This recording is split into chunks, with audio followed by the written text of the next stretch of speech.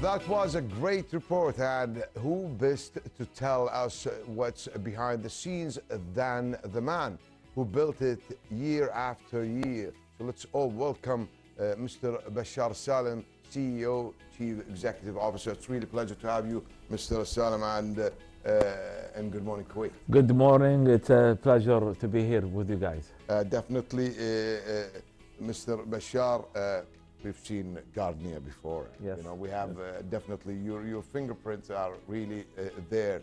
Thank you. How does this continued successful exhibition design incorporate with the idea of cradle to cradle principles instead of cradle to grave? Well, to start with, I think Gardenia is an exhibition that's based on sustainability.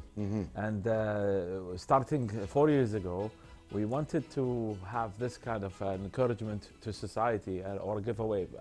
As architects, I'm an architect, and instead of building and just creating luxurious buildings and so on, I think we wanted to have a message of sustainability, and that came in after the COVID crisis at the time. And to promote it was nothing better than having an exhibition of some sort, which wasn't even called Gardenia at the time. We had different names, but I think Gardenia came in as a name that it's a flower basically that springs in April, and it gets a tie between nature. It promotes healthy outdoors, and this is what we actually have in mind of Gardenia. It's sustainable living. It's design-based, it's promotion and education. Nice, that's definitely what really need, and especially in this time of the year. So what materials or aisles currently are used, and are they biodegradable or recyclable or sustainably sourced in the field of engineering? All the materials that we've used in Gardenia, we have stated in the beginning to be recyclable and reused materials. We actually used building materials, which are simple wooden building. We can see now from the monitor. Yes, yes. And mostly, I think this is a TP tent that we have done with two local actually designers and artists. Like the native people of North America. Yeah. The guys have been in Canada and the States, I think, to learn about the craftsmanship. It's all made in Kuwait. This is made in Kuwait. Yes. That's something amazing. So from your perspective, how does most project improve energy efficiency and reduce carbon emissions? We need to.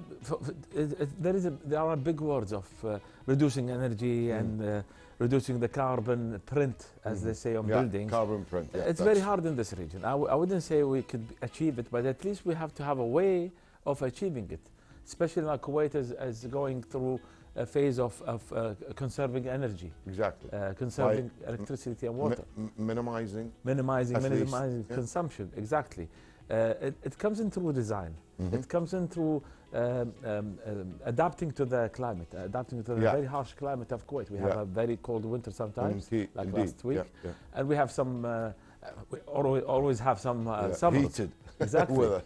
So building, I think we have to take that in consideration. Whether it's design, whether it's a use of materials, whether it's the way you locate your design or building, or even the structures that we have here in the exhibition. This has to be addressed in our designs. I would go further to say it has to be part of the code of building in Kuwait. Yeah, that's definitely, we need this code. Yes. Mr. Salem, in general, how does this engineering solution align with the UN Sustainable Development Goals, like technical and operational impact? Well, today I think the world, the global economy is based a lot on fossil fuel. And that's true. To shift from that fossil fuel, which is creating a lot of the global warming effects. You hear climate change, global warming, and Kuwait is part of that. Kuwait has a huge responsibility today as one of the biggest oil producers in the world to bring that subject, that matter in hand. And I think we, as I said, we could start in doing that in the building codes, as in my profession. Yeah.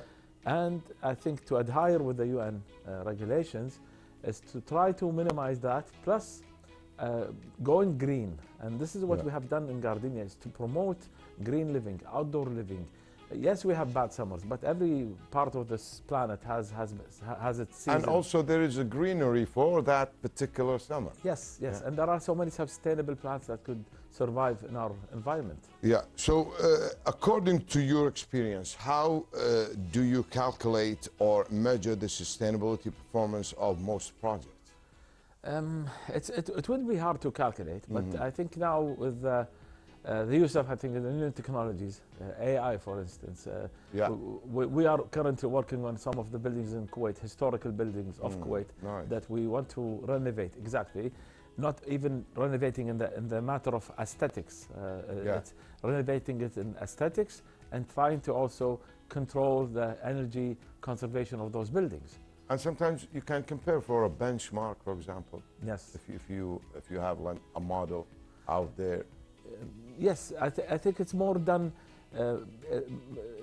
in our region. This whole region has an issue with the climate and cooling, and this is what's actually affecting most of the buildings that we have.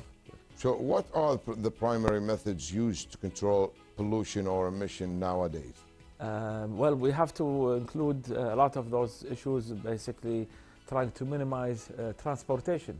If we are able to bring in materials from a local area, if you're calling the region. Now, if you have a building, you want to have a better rating of a building, you're using local materials. And when I say local, it doesn't have to be Kuwait. It can be from the region.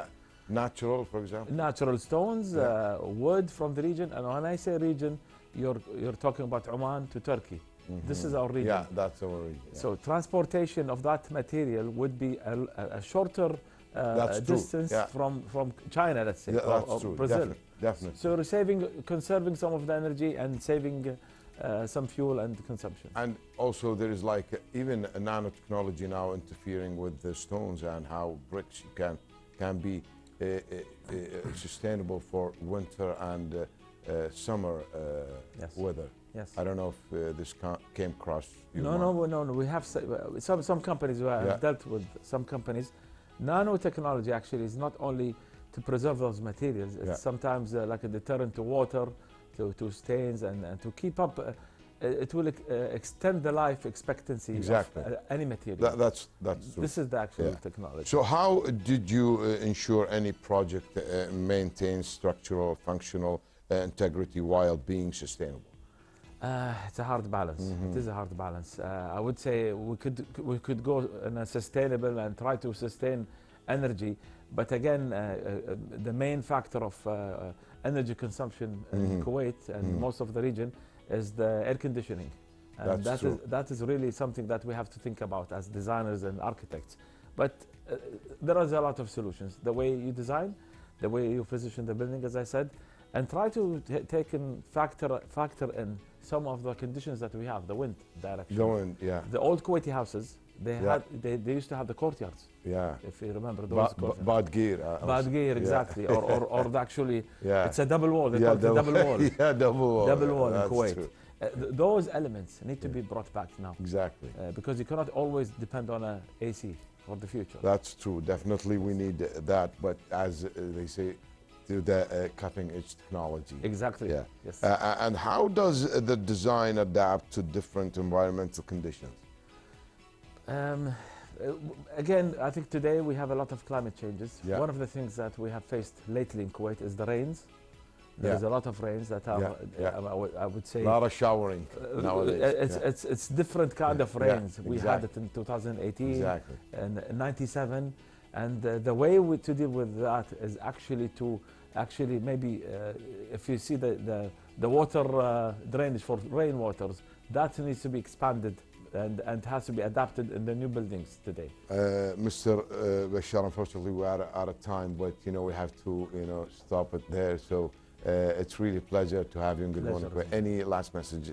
Sustainability, live outdoors, and you have to be looking positive to our architecture in Kuwait. Great, thanks to you. Thank you very much. Dear viewers, that was Bashar Alsalem, CEO, Chief Executive Officer, and who enlightened us in his always beautiful projects such as Gardenia. Anyway, we'll go for a break and we'll be back.